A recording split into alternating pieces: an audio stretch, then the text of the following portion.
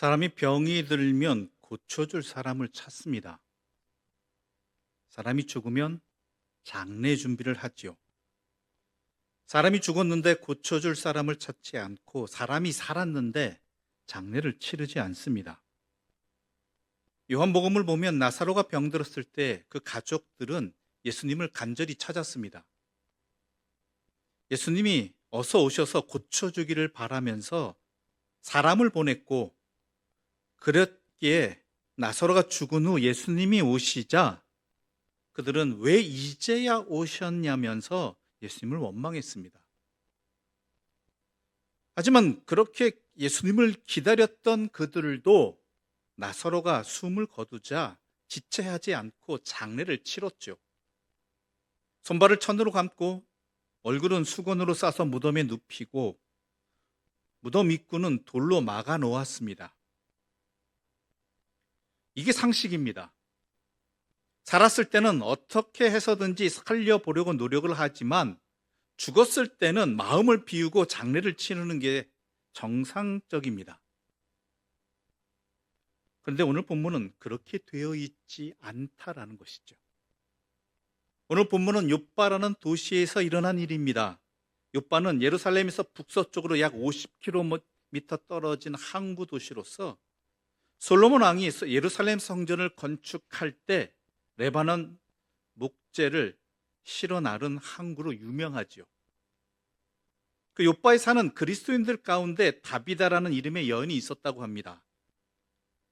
그녀가 히브리식 이름인 다비다와 함께 헬라식 이름인 도루가를 동시에 지니고 있는 것으로 보아서 그녀는 헬라파 유대인이었던 것 같습니다.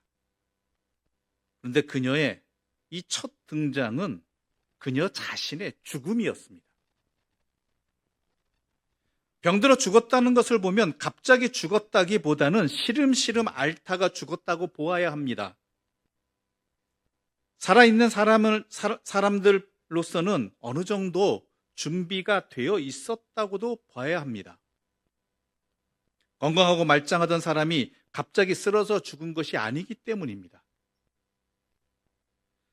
그런데 그 처리하는 과정이 상식적이지도 않고 정상적이지도 않습니다.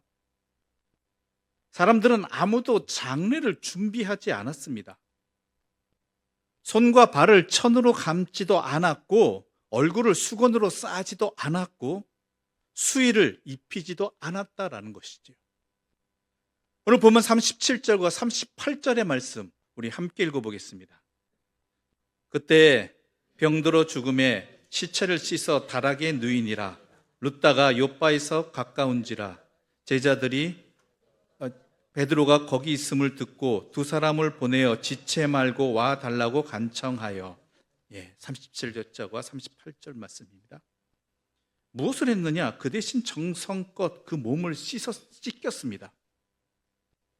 그리고 다락방으로 그녀를 옮겼다라는 것이죠.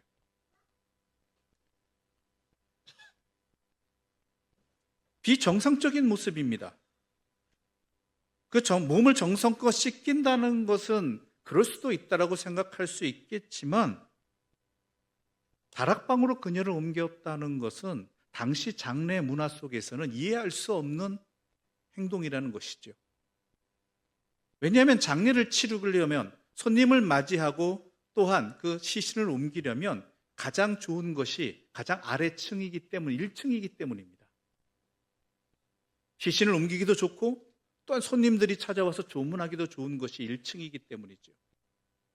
그런데 그녀를 씻겨서 다락방으로 옮겼다라는 것입니다. 당시 문화 속에서 다락방은 여인들이 살던 곳이었습니다. 여인들이 일상의 생활을 하던 곳이었죠. 그러므로 그녀가 일상적으로 살던 그 공간으로 옮겼다는 이것은요,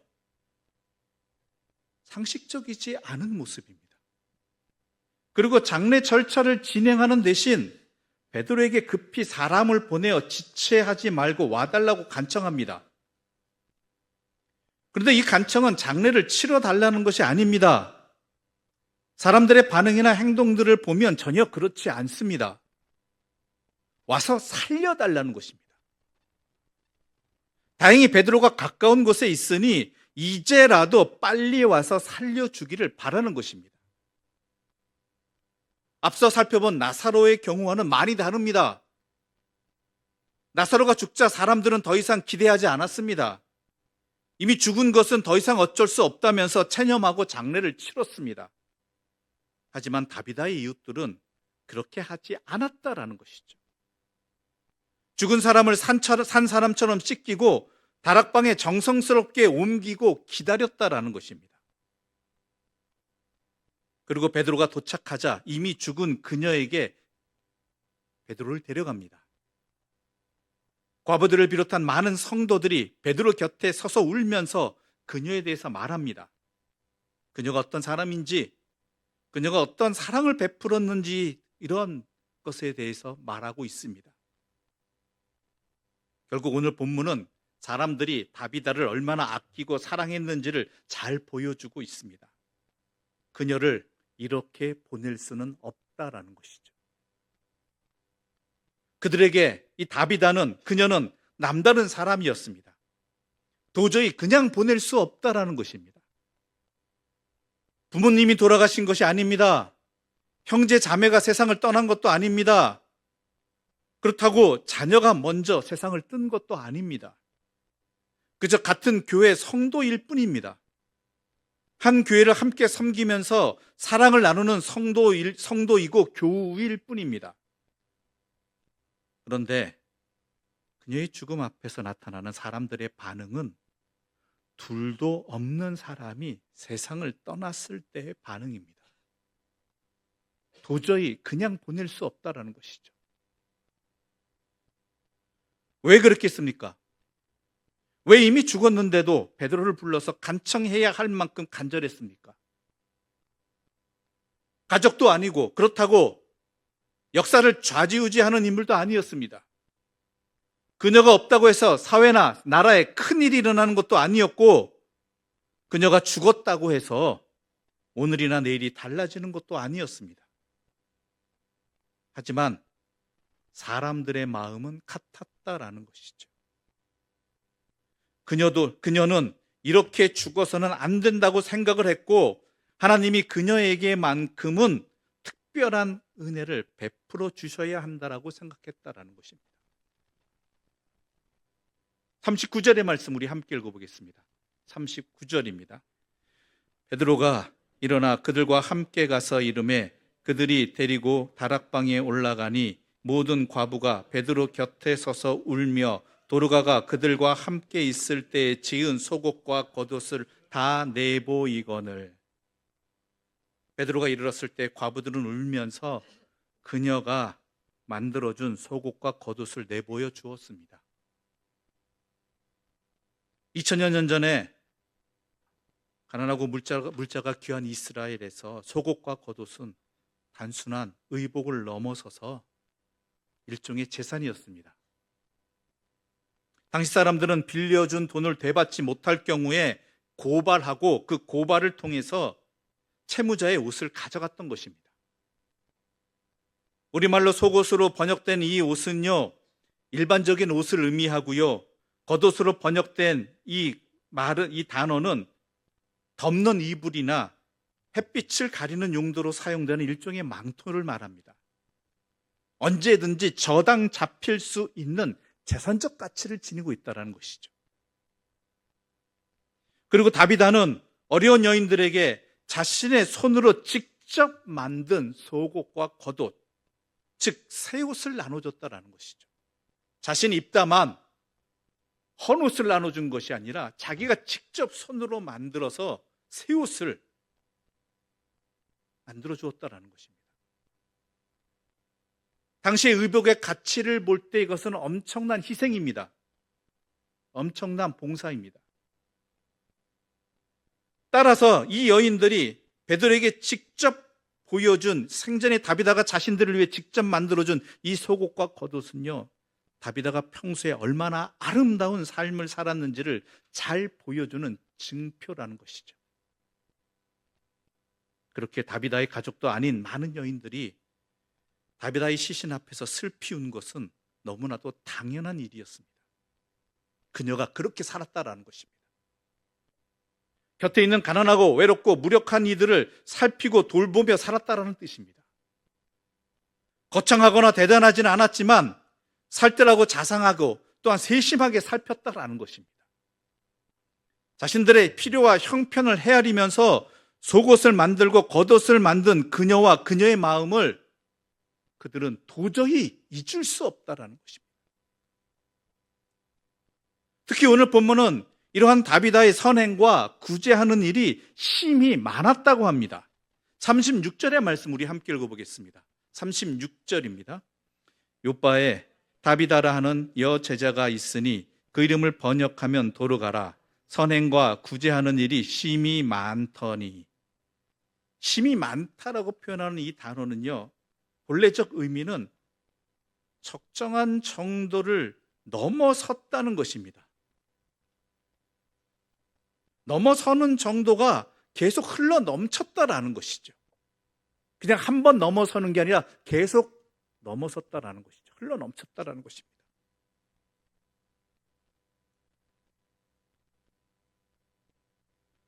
그렇지 않고서야 어떻게 다비다가 한 사람에게만 한 것이 아니라 많은 불쌍한 여인들에게 속옷만이 아니라 겉옷까지, 그것도 헌옷이 아니라 자신이 직접 만든 모두 새 옷을 나누어 줄 수가 있었겠느냐라는 것이죠. 또한 그것을 위해서 그녀가 얼마나 많은 이 선행과 구제를 위해서 자신의 물질과 자신의 시간을 적정한 정도를 초과해서 넘치도록 사용했느냐라는 것이죠. 그녀는 그랬다라는 것입니다. 어떻게 그럴 수 있느냐라는 것이죠. 다비다의 삶 속에서 그렇게 계속 흘러넘쳤던 사랑의 왜, 어떻게, 무엇 때문에 그렇게 했느냐라는 것입니다. 그게 오늘 우리에게 중요한 것 아니겠습니까? 어떻게 그럴 수 있었을까? 오늘 본문은요, 단 한 단어로 그녀를 말합니다. 그녀는 여제자였다. 주님의 제자였다라는 것입니다. 다비다가 불쌍한 과부들을 위하여서 자신의 재물과 시간을 포함해서 자신의 인생을 그렇게 쏟아 부을 수 있었던 것, 넘치도록 끊임없이 할 수 있었던 것은요, 내가 예수 믿는 사람이기 때문입니다. 예수 믿는 사람이라는 게 뭔지 아십니까? 내가 예수 믿는 사람이 될 수 있는 것은요, 내가 그토록 넘치는 주님의 사랑을 끊임없이 받고 있다라는 것입니다. 나의 자격 없음에도 불구하고, 그 사랑을 받았음에도 불구하고, 그 사랑에 합당하지 못한 삶을 살아감에도 불구하고 주님께서는 나를 위해 십자가를 지셨고 내가 하나님의 자녀로 살아갈 수 있도록 지금, 예전에도 그랬고 지금도 그러시고 앞으로도 끊임없이 사랑해 주고 계시다라는 것이죠. 넘치는 사랑을 주신다라는 것이죠. 자기의 목숨까지 내어주실 정도로. 다비다는 이 사실을 깨달은 사람입니다. 이 사실을 믿은 사람입니다. 그래서 그는 그리스도인이고 제자로, 예수님의 제자라고 말하고 있는 것입니다. 그런 사랑을 받는 사람이니까 그 사랑에 힘입어서 다비다 역시 주님을 위해서 자신의 인생을 낭비하지 않을 수 없는, 쏟아부지 않을 수 없는 것이죠.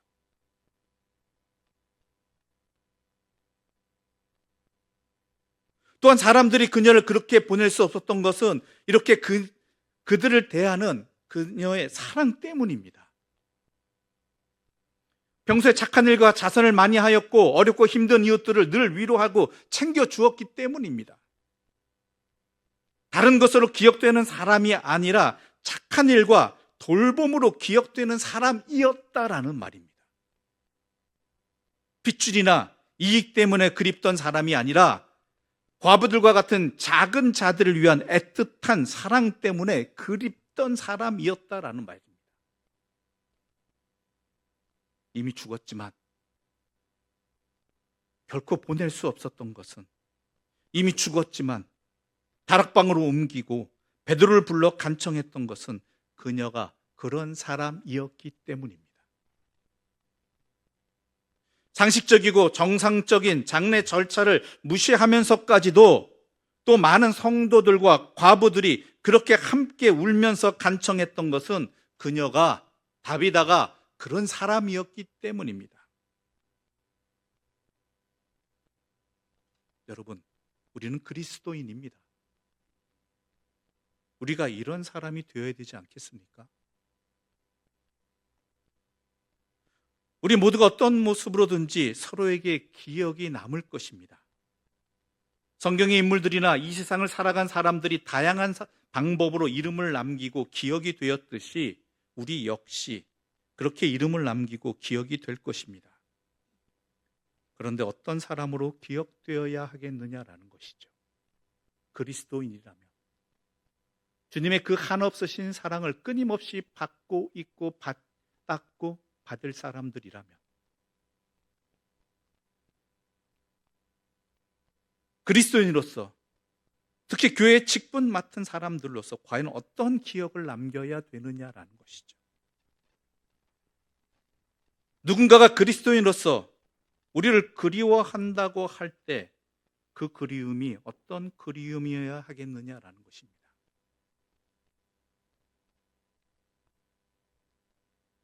과연 우리가 세상 속에서 우리와 함께 살아가는 사람들 가운데 어떤 사람으로 기억되고 있을까요? 안타까운 현실이 우리 앞에 있습니다. 우리가 그리스도인임에도 불구하고 그 어떤가 누군가에게는 죽어도 아무 상관없는 사람, 우리와 헤어져도 아무 상관이 없는 사람, 또 심지어는 빨리 세상을 떠나기를 원하는 사람으로 기억되고 있지는 않은지요. 더 나아가서 그리스도인의 공동체인 교회는 우리들 주변에서 이웃들에게 어떻게 기억되고 있느냐라는 것입니다. 과연 아무리 요즘 교회 경제가 어렵고 세상이 어렵고 교회가 어렵고 힘들다 할지라도 이 교회만큼은 결코 우리 곁을 떠나서는 안 된다라는 그러한 공동체로서 우리 이웃들에게 기억되고 있느냐라는 것입니다. 아니면 있든 없든 우리와는 상관이 없는, 더 나아가서는 차라리 없어져야 할 자기들의 욕심만 채우는 공동체로 자기들끼리만 자기 이익만 챙기는, 자기들의 복만 바라는 그런 이기적인 공동체로, 그래서 차라리 세상에 없어야 될 그런 공동체로 기억되고 있지는 않느냐라는 것이죠.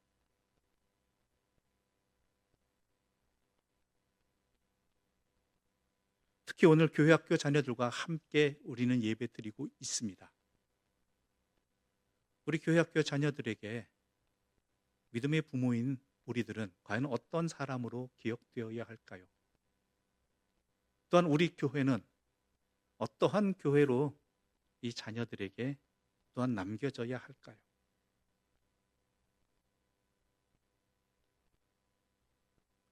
돌이켜야 한다라는 것입니다. 우리의 삶 가운데 세상의 가치를 몰아내야 한다라는 것입니다. 그리스도의 정신을 다시 회복해야 한다라는 것입니다. 오늘 본문을 읽을 때에도 죽은 자를 기도로 살려내는 베드로의 능력에 관심을 기울이는 게 아니라 애틋한 선행과 구제로 기억되었던 다비다를 기억해야 한다라는 것입니다. 그녀가 우리 그리스도인의 모델이기 때문입니다. 그녀처럼 살아야 한다라는 것입니다. 그녀처럼 애틋하고 자상하게 돌보고 채워주어야 하고, 그래서 인생을 마칠 때에도 그녀처럼 기억되는 삶이 되어야 한다라는 것입니다. 그게 그리스도인입니다. 그게 교회입니다. 누군가는 우리를 붙들고 그가 베풀었던 그 애틋한 사랑과 돌봄을 기억할 때 나는 도저히 그를 이렇게 보낼 수 없습니다라고 이왕이면 이렇게 되어야 하지 않겠습니까? 우리가 예수를 믿고 살아왔다라면 정말 누군가는 그렇게 우리를 그리워해야 하지 않겠습니까? 우리의 자녀들이 우리 교회를 생각할 때 우리 교회는 그런 교회였고 그래서 반드시 세상에 하나님의 도구로서 필요한 교회였다라고 그렇게 기억되어야 하지 않겠습니까? 기왕 기억되는 거라면 이렇게 아름다운 이름으로 기억되어야 하지 않겠습니까? 그녀보다 유명한 사람들이 많았겠지만 사람들은 그들이 아니라 그녀를 그리워했습니다. 그녀보다 탁월한 사람들이 많았겠지만 사람들은 그들이 아니라 그녀와 함께 더 살고 싶어 했습니다. 아무쪼록 우리들이 그렇게 되기를 바랍니다. 세상적인 그 어떤 것으로 기억되지 않고 애틋하고 자상한 돌봄과 사랑으로 기억되기를 바랍니다. 더 나아가서 우리 모두가 그렇게 되기를 바랍니다.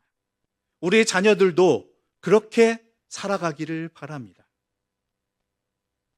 서로 사랑하고 돌봄으로 말미암아 이웃을 사랑하고 돌봄으로 말미암아서 살아서보다 죽어서 그 자리가 더욱 크게 느껴지는 그러한 삶을 살아가기를 바랍니다.